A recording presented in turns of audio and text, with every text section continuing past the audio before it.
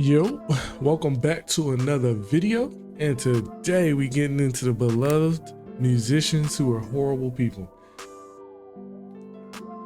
I don't know if it's new to y'all, but it ain't new to me. I know a lot of these celebrities aren't good people. We just fantasize that they're good people because we like the art that they create, whether it's through music, acting, whatever the case may be. So we can all keep it a stack. We fantasize what we really want to think these people are if we knew them in real life. But a lot of these people are different people behind closed doors. But let's go ahead and jump into the video. I was watching a video called Great People Who Weren't Good People, about people like Gandhi, Steve Jobs, and Martin Luther King, who all had major flaws. Which got me thinking, are there any musicians who most people love that were actually bad people? And very quickly I realized that you and I were in for quite the ride. So join me today as we look into great musicians who weren't the greatest people. Everyone knows Elvis, and there's no denying his impact on music history, so there's really no introduction needed here. But what a lot of people don't know is that he had some much darker sides of his life, many of which were shown in his 2022 biopic, which I thought was a bad movie, by the way. I never actually saw that movie. Why was Doja Cat on that soundtrack? I don't get it. Regardless, his dark side might be a little shocking, especially since it kind of flips the charming image of Elvis that many of us have into something much more sinister. First of all, Elvis notoriously met his wife Priscilla when she was... This is completely off topic, but I always wondered when white people sit down in a chair, especially white dude, what do y'all ask for when y'all want to cut? Get a little bit off the top, you know, trim the sides. I'm curious what y'all say, because obviously we got our sayings for when we get cuts, but I'm curious, what do y'all ask for when y'all sit down in the chair? I can't even picture how that conversation would go or what you would say. Only 14 years old, and this was in 1959 during his time in the army while stationed in Germany. At that point, he was already 24, so not only was there a 10-year age gap, but it was especially disturbing. Despite the disgusting age difference, this didn't stop Elvis from making some questionable advances, and it didn't end there. Elvis and Priscilla officially decided to pursue a relationship, which eventually went long distance when he returned back to the States. After leaving Germany, the two didn't see each other face to face until 3 years later in 1962. They started talking regularly over the phone, and then in 1967, when she was 22, Elvis married her. 14 years old. I really want to know, what is the obsession with men dating young women? Because it's black, it's white, it's Hispanic, all different races do it. But I know the majority of them in the United States is white men. What is the obsession with young girls? I never understood that. Like, the thought has never even crossed my mind. But for some reason, especially it seems like men with money and power and status seem to want to go below the age of 18. I just don't understand it. Well, I don't think anybody could explain that to me. That shit blows my mind. To make matters worse, throughout the already unethical and illegal relationship, Elvis was never really exclusive and constantly cheated on her, which led to their 1973 divorce. I just kind of followed, what he did. I mean, you lived his life. You honestly didn't have your own life. You lived his life. But Elvis's tirades didn't end there, specifically because Priscilla was far from the only underage girl he had his eyes on. During the height of his fame, Elvis abused his power to manipulate young, impressionable fans wherever he went on tour. Joel Williamson, author of Elvis Presley: A Southern Life, claimed that 2 years before Elvis met his future wife, he took a group of 3 14-year-old girls with him on tour who were up for pillow fights, tickling, kissing, and cuddling. And you might think that the fame and the money and the power and the drugs corrupted him, but apparently Elvis was always kind of weird. Back when he was 19, before the musical success, Williamson said elsewhere in his book that Elvis had a 15-year-old girlfriend when he was 19, and that the singer was obsessed with virginity. And his issues with women aren't just about their age, because he also seemed to treat them pretty poorly. Elvis was a manipulator who was extremely controlling, and his abuse wasn't just mental, and he'd often resort to violence. He met Ginger Alden when she was 20 and he was 41. She was a pageant queen hoping to marry the star, but their relationship had some pretty problematic roots. His treatment of her was horrible, and the couple constantly argued during their time together. After one particularly bad fight, Elvis allegedly asked one of his assistants to pop the tires on her car so she couldn't leave his home. And on another occasion, when she was able to drive away after after a fight, it was alleged that he fired a gunshot at her. While the two were engaged to be married, their toxic relationship never quite made it that far, and resorting to violence was something that Priscilla had to deal with as well. In her 1985 memoir, Priscilla detailed a bunch of problematic behaviors from Elvis. She described instances where he would give her pills to help her sleep or relax, but in retrospect, many have started to speculate if the pills were all a part of his master plan of control and manipulation. Some reports even go as far to claim that Elvis spiked Priscilla with amphetamines to keep her awake for marathon sex sessions. Apparently, he was first introduced to amphetamines in the military and he became severely addicted. And after these drug-fueled sex sessions, Elvis is also said to have taken photographs on a Polaroid camera, which he stored in a silver suitcase delivered to Priscilla after his death, years after their divorce, which is a very weird move to say the least. On top of all of this, Elvis also had some pretty rough racism allegations. More recently, legendary producer Quincy Jones revealed that he always refused working with Elvis because he was racist. Quincy explained, "No, I wouldn't work with him. I was writing for orchestra leader Tommy Dorsey. Oh god, back in the 50s, and Elvis came in, and Tommy said, I don't want to play with him. He was a racist." It's interesting. It's like a theme. Drug addicts and a pedo. It seems to be a consistent theme with a lot of these people. Oh my god. And yeah, I'm not surprised. I mean, if you know the history of Elvis, and because they like to call him the king of the so-called genre he created, but if you actually know the history of Elvis, he stole that from black people. Black people were the originators, and he just came in, observed the sound, and then tried to make it his own, or trying to make it seem as if he's the one who created it. No, he's just the one who got discovered and took it mainstream, because obviously at that time they weren't going to make a black artist popular. So they knew if a white man could take over and have that kind of audience and that new sound, it would make them millions. And that's exactly what it did. Racist motherfucker. I'm gonna shut up now. And depictions of Elvis being racist don't only come from Quincy either. Public Enemy's Fight the Power includes lyrics which read, "Elvis was a hero to most, but he never meant shit to me. Straight up racist that sucker was, simple and plain." On top of this, he undeniably had some big appropriation issues. I mean, it's pretty well known that he sort of just stole his sound. And in combination with everything else we do know for sure about the content of his character, I don't think anyone would be all that surprised if that was the case. And it may not be too surprising to hear that a white guy like Elvis back then was racist, but I was in disbelief when I heard allegations of James Brown being racist too. James Brown was a legendary musician who arguably trailblazed the funk music genre and influenced countless others throughout his career. His successes have led to a bunch of nicknames like Mr. Dynamite, the hardest working man in show business, Minister of New Super Heavy Funk, the Godfather of Soul, the King of Soul, and many more. And let's be honest, to have that many dope nicknames, you've got to be pretty iconic. In his over 50-year-long career, James Brown completely changed music, but his massive success wasn't without controversy. This Redditor puts it plainly saying, "I love James Brown, but he was an awful human." And this sentiment isn't really all that rare either, with some fans twisting one of his most iconic nicknames into the hardest working asshole in show business. While James' music and lyrics are undeniably and crucially connected to progress and civil rights, apparently his relationship to the black people he touched most directly, those who worked for him, was cruel, petty, and contemptuous. Some former employees, like journalist Glenn Ford, even go as far to say that Mr. Brown held only one black person in high regard, himself. According to Glenn Ford, I guess James Brown was moving like Uncle Ruckus.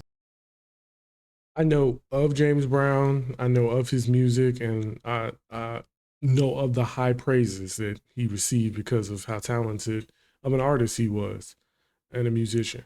But I would have never guessed he was moving like Uncle Ruckus, and this many people had this much bad stuff to say. Obviously, I never would have assumed he was a saint, because like I stated earlier, usually people with this type of fame and money never are. It's rare to find just a humble human being who just get into the bag and going home. Nah, most of these people wrapped up in some type of controversy or hiding some type of controversy. But when you get to a status like that, I'm not gonna sit here and say I can understand, but you probably reach a level of boredom where you just start trying shit. And that's why I feel like they just be on. Or some people already go into this, and they was already doing this stuff before they even got into it. Some people just be on that type of time. But Uncle Ruckus, I ain't trying to move like that, especially in the time period he was popular. He was treating his own people like that. Ooh, that's nasty.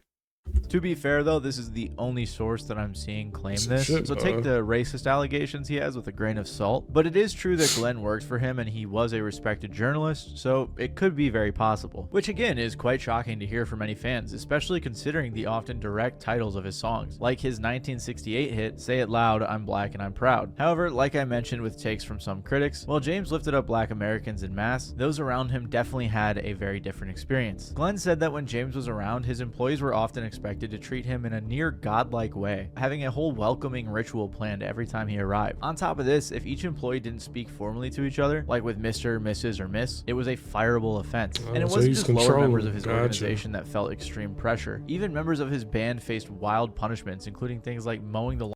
I noticed that because this obviously is proven even back in the day. This is how bad as a people, black people, African American people, Africans, whatever you want to classify us as. That's how you know we've been so fucked up from the 400 to 500 years of slavery, because when we get in a position of power, we have been so psychologically fucked up that when we get in a position of power, we treat our own people like slaves or less than, even though we the same skin color. And that's some serious psychological mind fucking that they have messed us up culturally as a people. It's so bad, because I've noticed that from the past to the present, and we'll see it in the future as well. When black people seem to come up, they help some people. You know, they do a little thing here and there, but overall, it seems like, you know, I'm not gonna say all, but majority seem to still continue to tear the culture down or try and separate themselves from the culture, as if they're on a different, higher status now, playing into the game.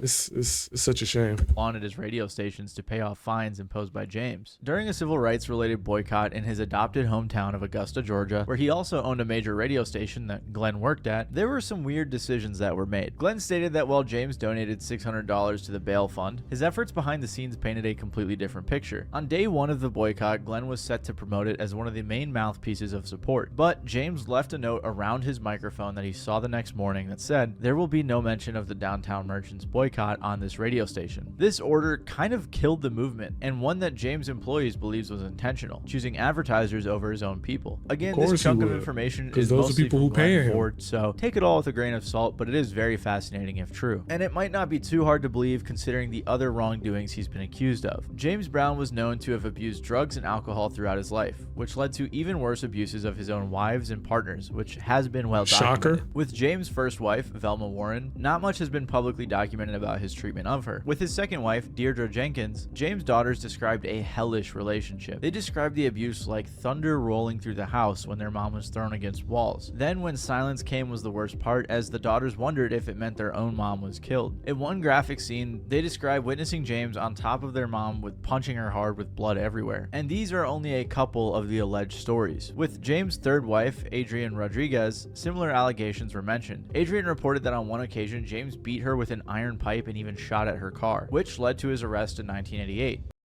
Niggas that move like this is some bitches, bro.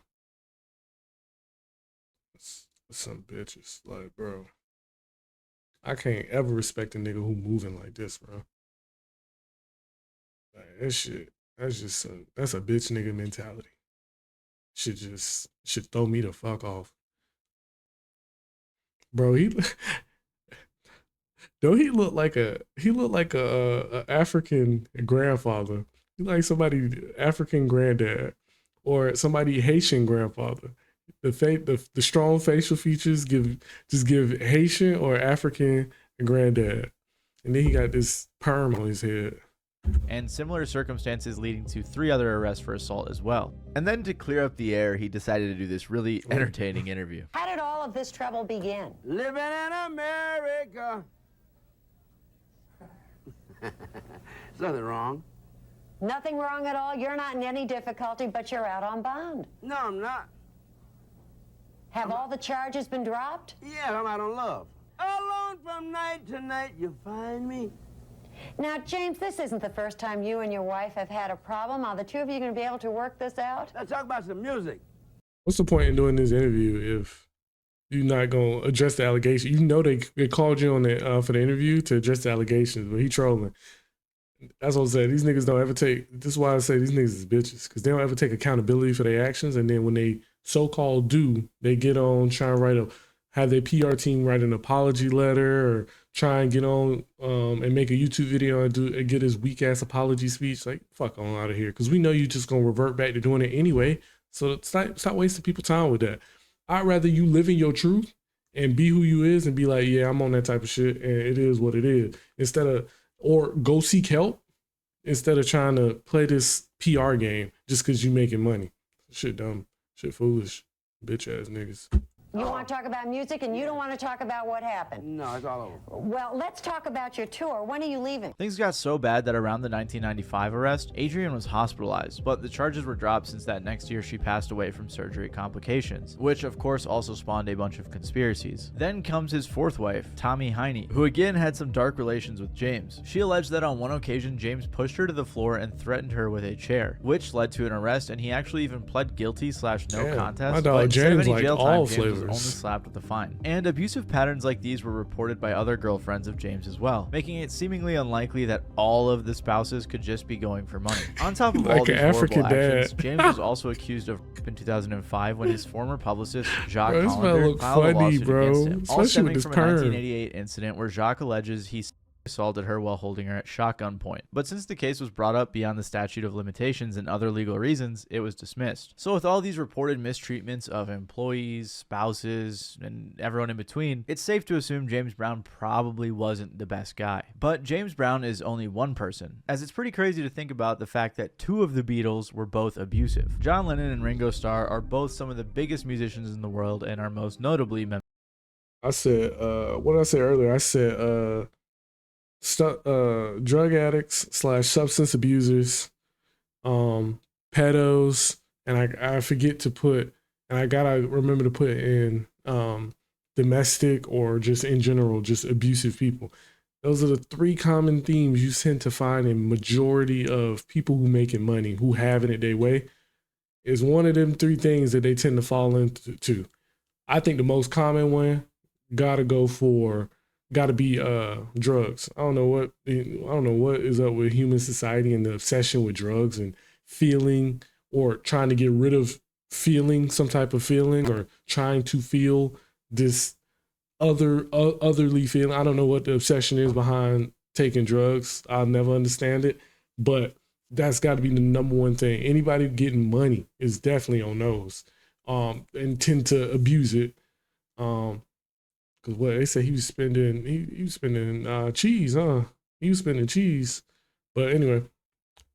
members of the Beatles. John in particular got a massive amount of love from fans, and he's remembered especially because of his tragic murder. And because of this, many people sort of forget about the darker side of his legacy, which is honestly a little bit surprising because he doesn't seem to really hide it too much in his music. In his song, the Getting Beatles Better, had a cult John following. openly sings about being a neglectful and even abusive husband and father. The lyrics read, "I used to be cruel to my woman, I beat her and kept her apart from the things that she loved." And this wasn't a one-off mention either. In John's most comprehensive interview, which was conducted with Playboy in 1980, right before his death, he said, "All that, I used to be cruel to my woman, I beat her and kept her apart from the things that she loved, was me. I used to be cruel to my woman, and physically, any woman. I was a hitter. I couldn't express myself and I hit. I fought men and I hit women. That is why I am always on about peace, you see? It is the most violent people who go for love and peace. Everything's the opposite, but I sincerely believe in love and peace. I'm a violent man who has learned not to be violent and regrets his violence. I will have to be a lot older before I can face in public how I treated women as a youngster." And John spoke in many other occasions about his past violence, detailing his issues with alcohol and how it made him violent to the point where he thought he almost killed those he fought on multiple occasions. Let's stop To be as blaming objective as the possible, I don't alcohol think and the John drugs. hit women like super I don't wanna hear that regularly. At bullshit. least that's the argument I see his fans making. But hitting women in general is wrong, and I think we can all agree on that. Many of these controversies are scattered throughout his discography, like with the earlier mentioned songs and more, including The Ballad of John and Yoko and Cold Turkey, where he discussed his life and struggles with heroin. He And looked instead crazy. of hiding his mistakes, it's interesting that he instead chose to sing about them. In a similar situation, fellow Beatle Ringo Starr is also guilty of being abusive. After drinking too much and cheating on his first wife Maureen regularly, he got divorced. He even referred to himself as a drunk, a wife beater, and an absent father. After they were divorced, he eventually remarried to a lady named Barbara. There are very few sources except for one book on this, so again, take this with a grain of salt, but it seems to be common knowledge among Beatles fans, especially on Reddit. Regardless, in a book by Andrew Grant Jackson called Still the Greatest: The Essential Songs of the Beatles' Solo Careers, the author writes, by the late 1980s, Starr was blacking out often and getting violent. He later said, I came to one Friday afternoon and was told by the staff that I had trashed the house so badly they thought there had been burglars. And I'd trashed Barbara so badly they thought she was dead. Eventually he sobered up and remained with her, but this trend that many of these artists have of getting high or drunk and then hitting their wives is pretty crazy to me. Never once have I been on any substance and felt the need to hit my girls.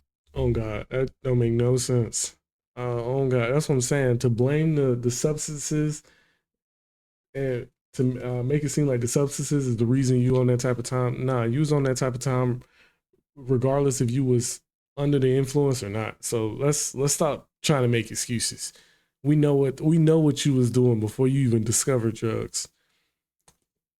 There's a common theme that I'm gonna point out. I'm gonna keep going, but I'm gonna point it out a little bit later because it's so funny. So I don't think there's really any justifying this, as some diehard fans may suggest. And for a lot of these people, a lot of these incidents were towards the end of their careers. So it's tough to say how successful they would have been had these allegations come out sooner. But Dr. Dre, despite there being a mound of evidence for him being abusive, somehow managed to become one of the few billionaires to come from hip hop. Dr. Dre is among many of the most recognizable names in hip hop, and this is for multiple reasons, including his involvement with Beats Headphones, Death Row Records, NWA, and plenty of other Yo, y'all remember Beats? Oh my goodness. What a time to be alive. I remember when them things was popping, bro. They had a couple of different ones, but I remember when I finally got my own pair, I think it was I got the Studios in the green color because my favorite color is green. I use them headphones every single day. I think I rode them headphones till they fell apart. But it was some good headphones, man. I think now that I look back on it, I think it was definitely overhyped. Cause I mean, when I put a pair of Beats on nowadays, I'm like, the sound quality ain't that crazy. I think I got better headphones from this company or that company. But the hype behind them headphones obviously made this man a billionaire. And I think Apple definitely took an L on buying that company because they definitely not hitting like they used to. But I'm curious if y'all owned a pair of Beats back in the day. Massive projects. The point is, we all know who Dr. Dre is to a degree, but what I guess most people don't seem to know is his dark side. Throughout his long, multi-decade spanning career in the music industry, Dr. Dre has been accused of multiple incidents of violence against women. In 1991, at a music industry party, Dr. Dre assaulted television host Dee Barnes following an episode of her show Pump It Up. In the episode, Dee interviewed NWA as well as Ice Cube separately, where he kind of proceeded to mock NWA. This upset Dr. Dre, so for some reason he approached Dee, the interviewer, picked her up by her hair and ear, then proceeded to slam her head and body into the wall. When she fell to the ground, he continued kicking her in her ribs and stomping on her fingers. As she tried to escape, she went to the bathroom, but Dre kicked open the door and struck her multiple times in the back of the head. For even more context, she was 5'3" and Dr. Dre's 6'1", so kind of crazy. As a result, Dee filed a $22 million lawsuit against Dre.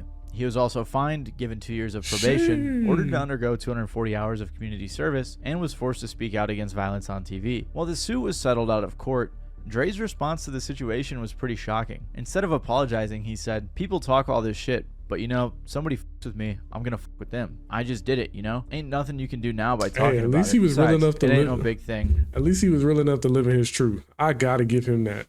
Hey, he was real enough to live in his truth. I don't condone this type of the violence, especially because she wasn't even the one speaking on them. It was Ice Cube. She was just giving the interview. But the fact that, you know, he ain't apologizing, he's living in his truth and not, you know, doing no fake PR press. I can at least respect that.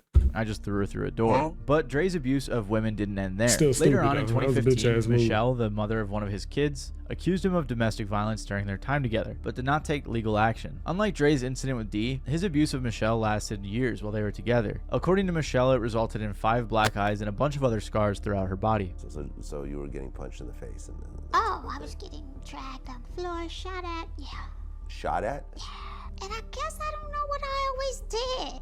And I always say, well, it could have been just me. So one day one night we was arguing, he went and got the gun, and I just made it through the bathroom door and he shot at me and he missed me by that much. Abusive patterns like this caused Michelle to leave on multiple occasions, but they always seemed to get back together. All the while, his assaults continued, and on top of that, he was constantly cheating to the point where he got multiple other women pregnant. And adding another layer, Michelle was dating Dre when he attacked Dee, which is just insane. However, the run of abuse doesn't end there, as another one of Dre's baby mamas, Lisa Johnson, stated that Dre beat her many times, including while she was pregnant, and eventually she was granted a restraining order against him. In combination with the other accusations, former label mate Terry B claimed Dre assaulted her at a party as well in response to one of her tracks. Eventually, the accusations started to get so big that Dre had to address them. So he did so during his press run for Straight Outta Compton. He said, "I made some fucking horrible mistakes in my life. I was young, fucking stupid. I would say all the allegations aren't true, but some of them are. Those are some of the things that I would like to take back. It was really fucked up, but I paid for those mistakes, and there's no way in hell that I will ever make another mistake like that." Cap. Ever again? Cap. Did you pay for it? Cap. I highly doubt it. Bro, it sounded like in his little monologue over here talking about Dr. Dre, every woman he ran into, he put his hands on. Like, damn, nigga. Damn. You must have had some fucked up shit in your life or your past that you was going through that you just, every woman you run into, if they did you wrong or did something that, you know, threw you off, you just get to putting your hands on them. What the? God, niggas like this, I'll never understand. Why is the first thing we do when we upset is we get to throwing hands on and putting hands on a female? Go fight a nigga. That again. And he would repeat this sentiment for years in following interviews, but it was received with little sincerity from those he abused. Unlike Dr. Dre though, XXXTentacion's violent allegations were part of what fueled his rise. I mean, he was bragging about All right, so just the common theme I was talking about earlier, just to pause real quick, is majority of these niggas is hurt, bro. And I just want to get to the fact that if you having it, shit going your way, shit going smooth, you got the clout or the status, the money, it don't matter what you look like. These women gonna put up with whatever you putting them through because that's just the type of war. So it's not just about what's happening now. This was happening back in the day. Obviously, you know, women were more secretive of what was going on in the home, and they would kind of just endure it. But I'm telling you, that still drags on to this day. Even though women are more independent and they can make their own money and all this other stuff, they still stick around when you have status and money. I'm telling you, the looks don't matter. The looks do not matter. So men, get out there and get your bag up. If you so desperate for a woman, if you want a woman that bad, go out there and get your bag up. Status is going to be another little thing that you're going to have to, I don't know, not everybody can achieve that, but get your status up, get your money up for those niggas who really want women that bad. Because clearly they come running regardless of what you got going on. Whether you gonna abuse them, whether you gonna drug them, whether you gonna traffic them, you can do anything to a lot of these women, but they still on your side because you got status and money. Baby, I'm sorry. Come back to me. Yeah, they coming back real quick. Shit sad. fighting the Migos at his peak. Amigos, straight up. Look at this shit. Y'all niggas had the chance to kill me. How you had fire and ain't shoot me? Quavo, Offset. Fuck that pussy, what's it called? Lift off.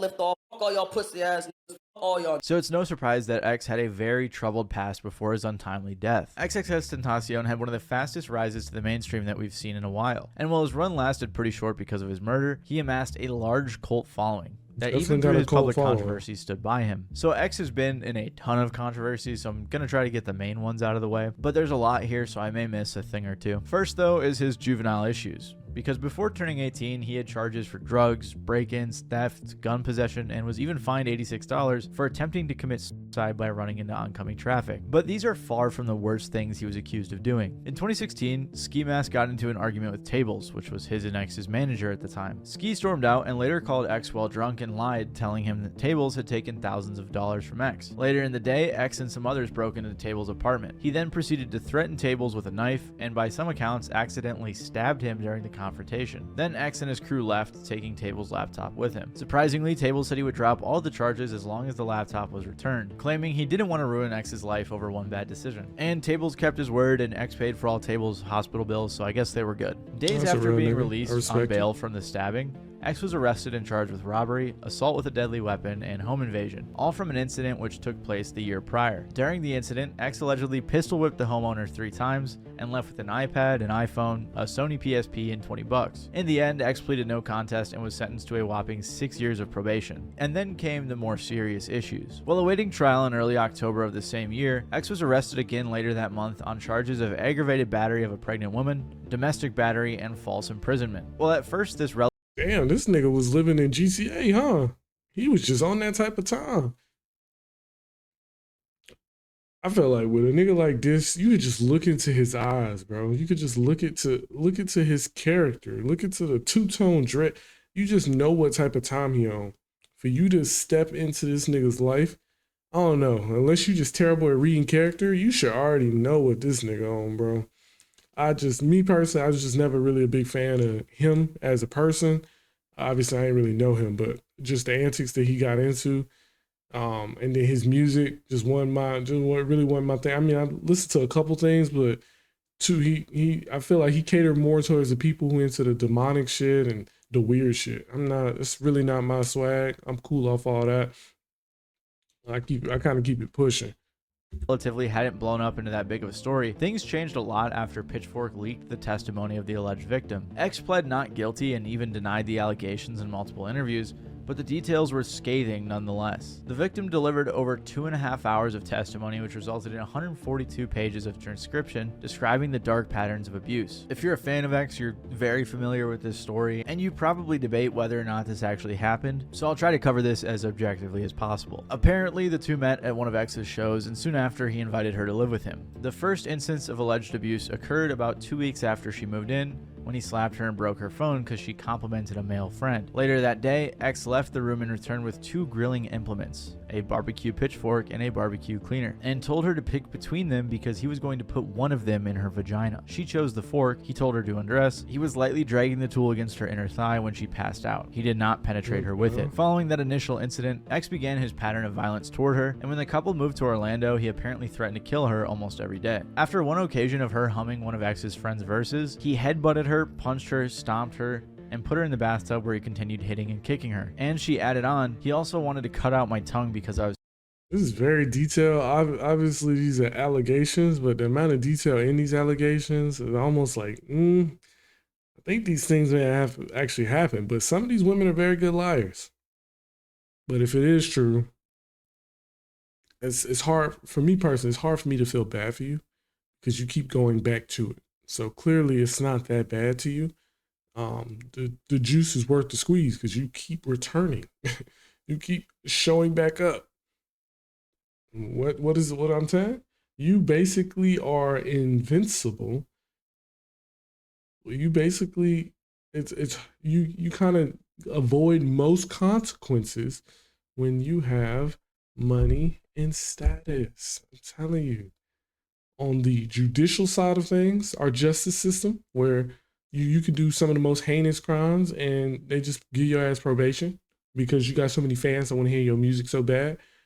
And as a man, on the women's side of things, where they gonna keep taking the abuse and keep dealing with it, and it is what it is because you giving me a lifestyle that I won't be able to achieve on my own.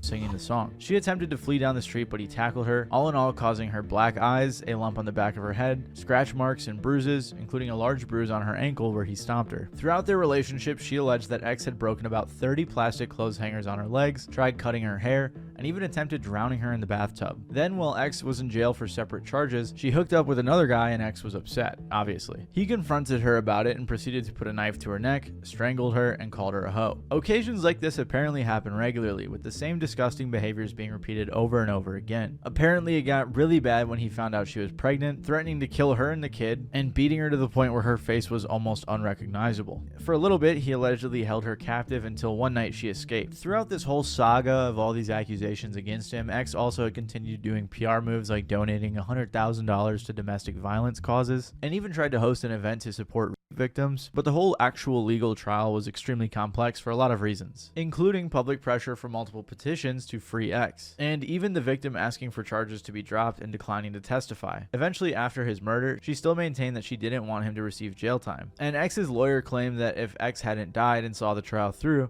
the worst he'd get is probation. There were also phone calls to his mom that were released after his death where he declined doing everything he was accused of, and the situation was even more complicated when Pitchfork wrote about a secret recording where X allegedly confessed to domestic abuse and other violent crimes. On October 23rd, 2018, new audio surfaced with the late rapper XXXTentacion admitting to committing multiple violent crimes and threatening to kill his ex. Until I started her up, bro. But I started her up because This she made nigga's one weird. mistake, and from there, the whole cycle went down. Now she's scared. That girl is scared for her life.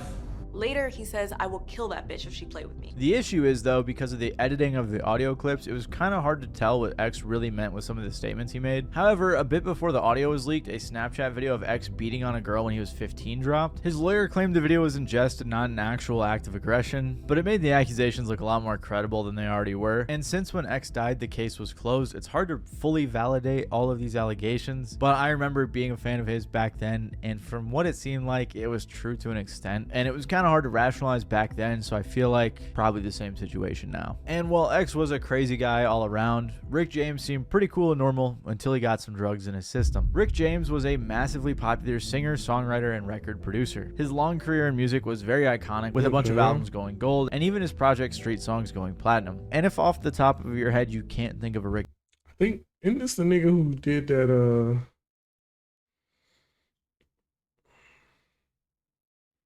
I think it was like, she's a freak or something. She's a freak. She's a freak. She's super freaky. I think that's who this nigga is, cause I think that's the only song that stands out to me. But I can't remember if that was him or was that the MC Hammer nigga. I can't remember. But anyway. James song, you've definitely heard his hit song Super Freak, which surprisingly didn't win a Grammy, at there least it is. until He MC answered my Hammer question. sampled the beat and made his own hit with Can't Touch This. Oh, they both. Oh, he sampled his However, one thing beats. about Rick that Okay. was, but might not be very well known anymore, is that he suffered from addiction with many different drugs. And these drug habits in turn What I led to said, a it's bunch a of common dramatic theme. occasions and even hospitalizations. What I I was said. off in the drugs then at that time, seriously. And it was like a time in my life when things were happening real fast, and I didn't quite have a serious grip on, on things. To make matters worse, he had a stroke because of a blood vessel bursting during one of his shows, and then he had a hip replacement surgery, which was in part because of jumping around on stage, and probably because of his substance abuse as well. And this intense drug addiction created problems in more areas of his life than just health. During his era of heavy cocaine usage for about 5 years straight, Rick claims to have spent about $7,000 a week on the drugstore alone. 7 bands a week? Damn, nigga. That's a serious addiction, bro. I don't know what it is with these famous people in drugs, but boy, 7 bands a week on cocaine? Yeah, it's another level, my God.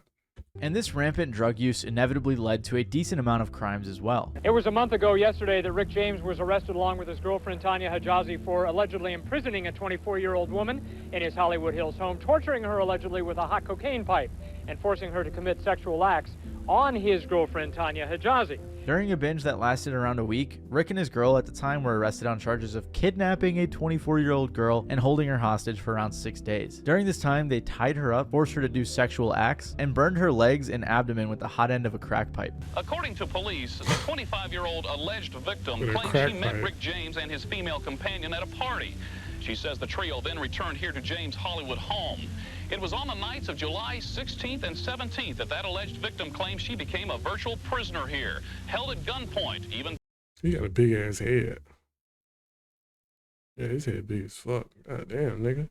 tied up and tortured, she claims, by being burnt with the hot end of a crack cocaine pipe. Because of all of these crazy things, Rick was facing life in prison. But instead of taking these charges seriously, a year later, while out on bail, him and his girlfriend kidnapped another girl. The person they kidnapped was a music executive who believed there was a business meeting going down. Following the ordeal, she claimed throughout the 20-hour period that she was held hostage and that Rick and his girl continuously beat her. Eventually, James was found guilty on both occasions, but somehow narrowly avoided the torture charge, which would have been the one that put him away for life. While serving a 5-year sentence, Rick lost a civil suit against the music executive he kidnapped and was forced to pay her almost $2 million. And after serving just 2 years, Rick James was released. In years following arguably the peak of his criminal activity, Rick was accused twice more of sex-related crimes, one of which was with a 15-year-old girl, and Rick was being sued for $50 million. But he did end up beating both cases. Then though, at just 56 years old, Rick was found dead in his home due to supposedly natural causes, although it's kind of hard to see what is so natural about his official death because he did have a lot of drugs in his system. However, the coroner surprisingly said that none of the drugs or drug combinations were found to be at levels that were life-threatening in and of themselves. So it's a shame that Rick dealt with so much drug addiction because of the harm that it ended up causing so many other people. If you like this video, you might like my video about some music videos that were extremely controversial.